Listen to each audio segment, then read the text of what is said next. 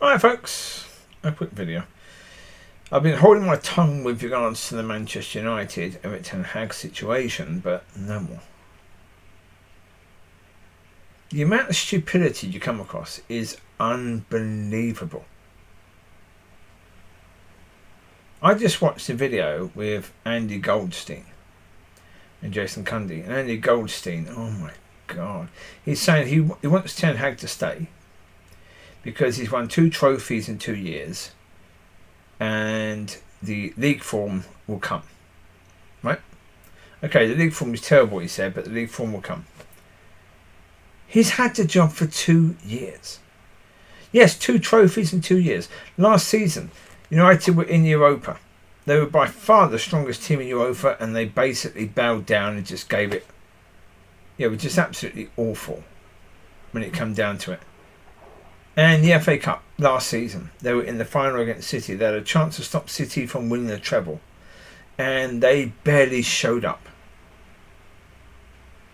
So, okay, finally, they've actually played. And most people are saying, where was this United during the whole of this season? Really, since April last year. Since they won the League Cup, the last trophy. Where has this Man United been? And people think they should keep this manager based on that. It is astonishing how low the levels have got, the standards have got at that club.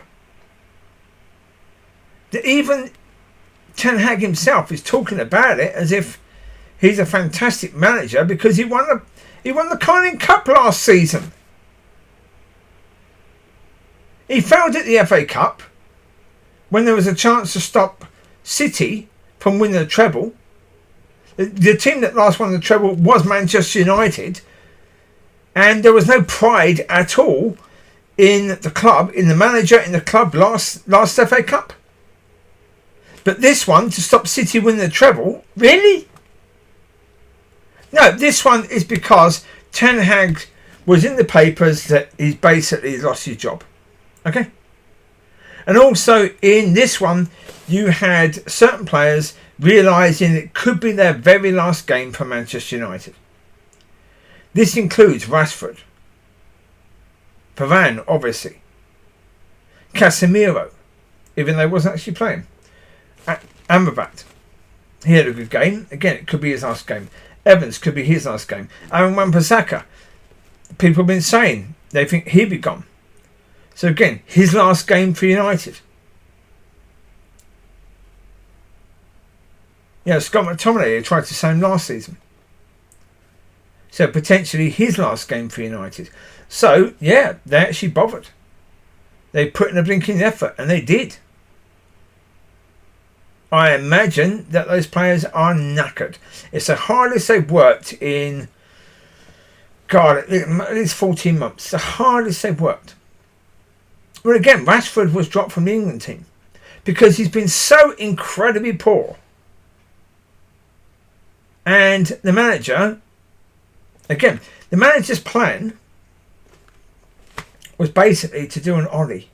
To do what Ole Gunnar Solskjaer did against City. Ole Gunnar Solskjaer won twice against City. Because he realised we can't compete, but we've got fast forwards, so use them. Let's get the ball to the forwards quickly and hit them on the break. And people are saying it's Erik ten Hag masterclass. No, it isn't. And that he schooled Pep. No, he didn't. You've got to look at the whole picture, and the whole picture is City were awful. They were absolutely terrible. They could barely pass the ball to a player in blue. They were struggling that much. They were absolutely terrible. That's the reality. But you've got to add that in if you're going to understand the picture. But the problem is people get drunk. There's been a tiny bit of success. The team has actually played well once. Right? But even then, as I say, City were absolutely awful. For City, for the level that they can play at, that was terrible. They really, really didn't show. And they should have done. Because, yeah, the way Ten Hag played in the FA Cup was the way he tried to play at the Etihad. But it didn't quite work. So therefore Pep had plenty of warning about what they were going to try and do. And in that game, the FA Cup final, City handed Man United the first goal on a golden platter. Yeah, basically said to him, here you go, you can have one up. And we won't even try to score, really. So, yeah, this is yours. Yeah. And then people are saying that Everton had to stay because of that. Well, excuse me, let's say, okay, let's give it to him. Let's say that Everton Hag, right, did a complete masterclass. Let's say that is the reality, right? Everton Hag, complete masterclass, right? One game. One game. Look at the Champions League. How pitiful United were in that. How absolutely awful they were.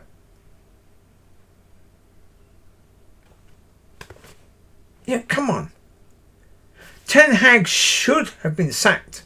When United were knocked out of the Champions League and the way they were, he should have been sacked then.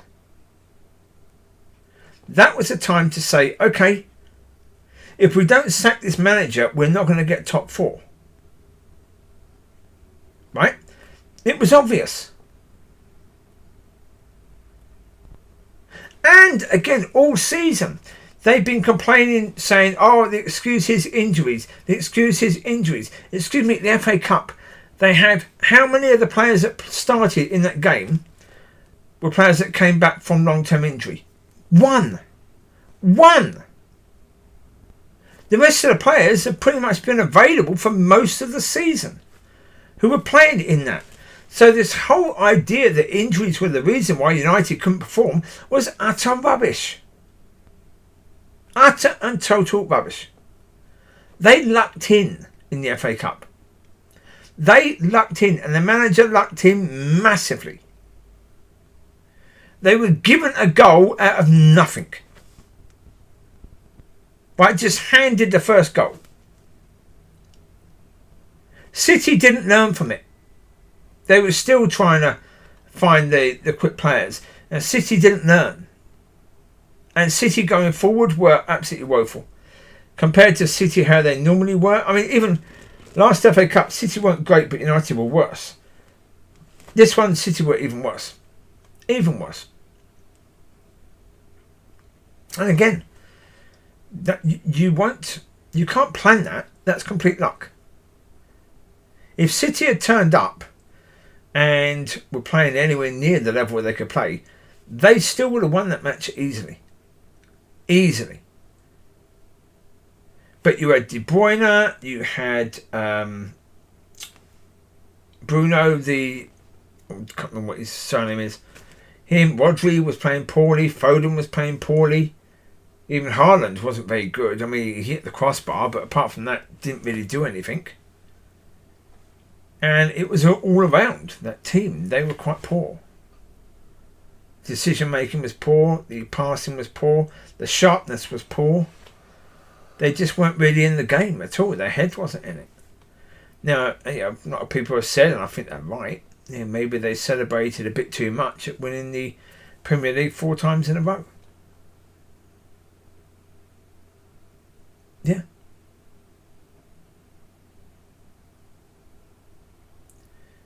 But as I say, yeah, is it a masterclass by United? No, it's not. No, it's not a masterclass. It isn't that in any way, shape or form.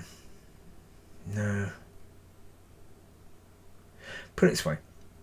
Should they be congratulated on working hard and doing what they could to stop City?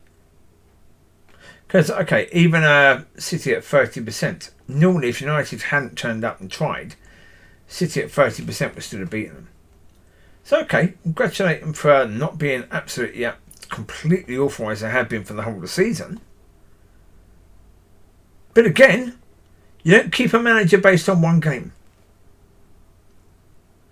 And you have people that are talking as if you get rid of Erik ten Hag, you'll be back to square one again. Oh, God's sake. Idiots. How can you be back to square one? For years and years and years, we've been asking for people who know what they're doing to be running the club, running the football side. Okay, we've got that now. We've been asking for a director of football. Well, we're going to get that. We've been asking for proper people in charge who know how to run a football club, and be successful. Well, we're getting that. That's being done now. We're getting the right people in charge. The Sir Ratcliffe is sorting all that out. He's looking at the club from top to bottom in the football side to get more excellence in. But if you're going to do that, you want the manager, you want the coaches, you want excellence in there. Having a decent performance in an FA Cup, sorry, that isn't good enough. And anyone who thinks that's good enough, if the club listens to you, then they're in far worse trouble than they have been over the past 10 years. That's the reality. At the moment, you're going to be having a lot of people, put it this way, all through the season, people like Mark Goldbridge have been saying that, United Stand have been saying that the players are against the manager, not playing for him. Well, come on. They just had a game where they showed they were. They absolutely were. So, okay, if in the FA Cup final they can do that, what's been happening during the whole of the season? Well, to me, it's poor management. It has to be. If the players are going out there not having a clue what they're supposed to be doing, well, that's down to the manager. Because they're players if they don't have a clue what they're supposed to be doing. That is how they play. So it's like, okay. Yeah. That's the reality of the situation. There you go. So, yeah.